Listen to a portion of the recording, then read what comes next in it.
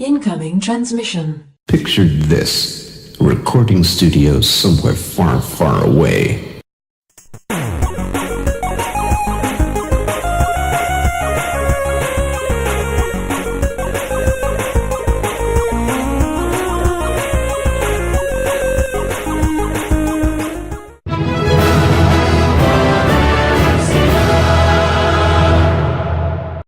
Welcome, Watchers of Illusion, to my Castle of Confusion on the 18th of June. I'm looking at a Codemasters game on the Commodore Amiga, and it's part of the Dizzy series. Now, I have covered this on the ZX Spectrum, I believe, already, so I thought I'd have a look on the Amiga and see what the differences were, really. I do remember playing this on the Amiga, so I have a pretty good idea of what to expect, but it's been a very long time since I've played it. So we're looking at Prince of the Yolkfolk, and you can see already it's very colourful, which is one thing that the Amiga always had over its 8-bit counterparts, really. But we shall progress anyway. So you can see that Dizzy has a very, very, well, cartoony face, shall we say. I think the Oliver twins had stepped back on this one. I think this was by Big Red Software, I think, same guys that did Spellbound. That's a bit of a shame, because on the Spectrum version, when you picked up cherries, I'm sure there was an eat animation. You would have thought that they would have kept that in place for the Amiga version, but sadly, not.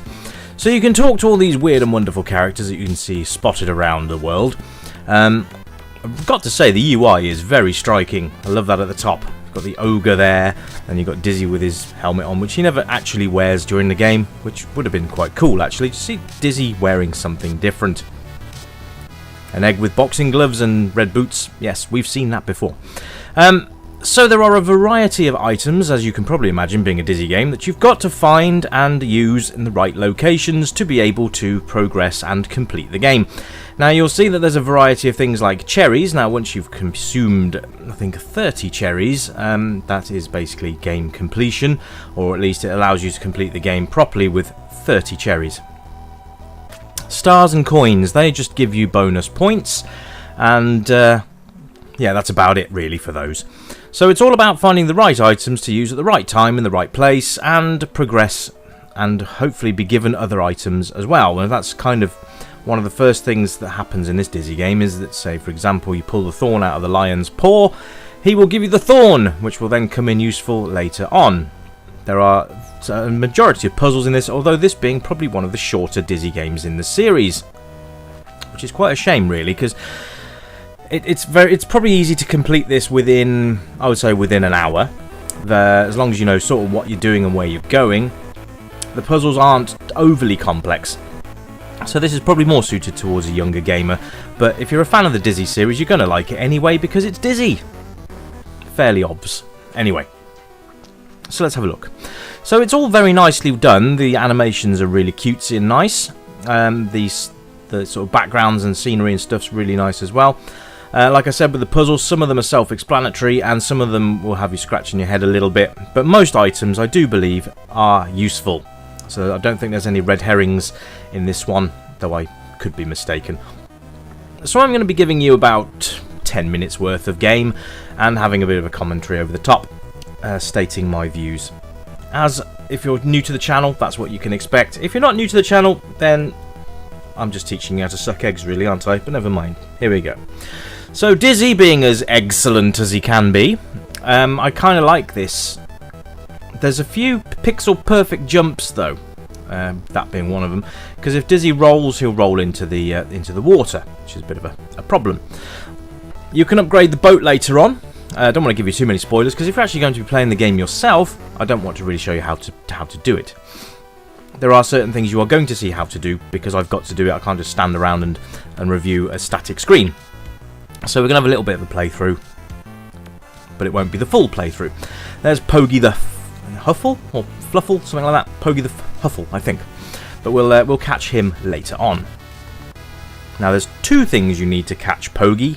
One is the cage that you saw back a few screens ago, and then you need some bait, well, which we'll get hopefully a bit later on. But it's very backwards and forwards, so there's nothing new there. The formula of the Dizzy games works nicely. Like again, here you go with the bridge kit. Pretty self-explanatory, you can't get over that without it, so you need to use it. All items are used upon you actually provoking them to be used. You can't just walk up to something and it'll automatically use the item. You can automatically carry, I think, 4 items in this game already. So there's no need to look for the bags that you could find in the others that increased your inventory by a couple of slots. Now you already have maximum inventory here. Now you can see here that you can jump on the clouds as previous Dizzy games as well, but don't linger because you will fall through. I love the fact they've kind of gone throw back to the Treasure Island Dizzy tree houses as well. I think that's quite nice. Always nice to have a bit of retro Dizzy in the modern games as well. The soundtracks are quite nice as well, actually. You've got this nice sort of blasting theme tune going on as you play, which I don't think is too obstructive. It does loop, but it's not, you know, it doesn't grate on you, so to speak. Though you will hear it quite a lot on loop. But I quite like it. I think the only Dizzy music I didn't particularly enjoy was Magic Land Dizzy on the Spectrum, but that's about it. The rest of the Dizzy themes have been actually really cool, and I just completely botched that jump, but at least we landed on the cloud and we can get the cherries. You can see here I've already got 10 out of the 30 cherries that we need. Some of them are hidden, so you've got a bit of a task ahead to try and find all the missing cherries. Like I said, you've got to pick up 30 to be able to finish the game. I think it's something to do with Daisy baking you a pie, but I'm pretty sure she's also trapped in a tower. So I'm not sure how she's going to bake a pie when she's fast asleep in a tower, but then there you go. I think my favourite Dizzy game of the series is Fantasy World Dizzy. I've always kind of liked that one. It's always had a bit of a soft spot. The Amiga version of that was really good as well. And actually had Dizzy wearing a hat. Probably the only Dizzy game that did have him wearing a hat, because the 8-bit versions didn't have anything of the sort, which was a little bit of a shame. But never mind. Anyway, Magic Land on the Amiga was good as well. But yeah, so this is Prince of the Yolkfolk. And like I say, probably one of the easier entries in the Dizzy series. One of the later entries of the Dizzy series, I think. I can't remember if this was before or after Spellbound Dizzy. I'm sure one of you bright sparks out there will be able to tell me. So, because I don't want to look at Google while I'm playing. So, if you guys can help me out there, what came first? The chicken or the egg? I mean, Yolkfolk or Spellbound? Which one came first? Let me know in the comments below. Let me know also, did you play Prince of the Yolkfolk? Did you complete it? What are your thoughts on the game? Was it too easy? Or was it just about right for a Dizzy game? Let me know what you think. I always like to hear from you guys. It's always great to get your feedback and stuff. Now, you can see here that we've already seen Sir Peter up in the St. Peter in the clouds. So that's a harp. I think that's, you know, you put 2 and 2 together. And there you go. Now this is one of those precision jump moments, and I'm probably going to screw this up quite a lot. So make yourself a cup of tea while I try and get over this battlement. You can't get past there. You can see there's a prickly vine. You can't get past that at the moment. You've got to find something to be able to cut the vine down. What could that be? You will find that yourselves. I will obviously take this video as a little bit of a guide, because then you can at least find your way around for the first 10 minutes of the game and be able to solve some of the puddles. Puddles? Why am I thinking puddles? Because it's about to rain, I think. Puzzles is what I was trying to get at, guys, not puddles. Anyway, animations are really nice, very fluent, and work really well. The Dizzy roll can sometimes be a bit of a pain in the backside, especially if you roll too far and then you end up in the water or somewhere else that you don't want to be. You do have a health bar, as you can see in the top there. Now, fire doesn't seem to hurt you this time round, which is strange. So all those torches, you can just walk through those without any problems. And the cherries will rejuvenate your health if you need them. The soundtrack's great. I really like this soundtrack. It really sort of gets you in the mood to get to play this Dizzy game. Now we're going to try and get across to St. Peter now and give him his harp back. The puzzles aren't too taxing, so again, like I said, for a younger player would be suitable. And for a Dizzy fanatic of the series, you guys are also catered for. So there we are. You talk to people by pressing the fire button, and you jump by pushing up on your joystick.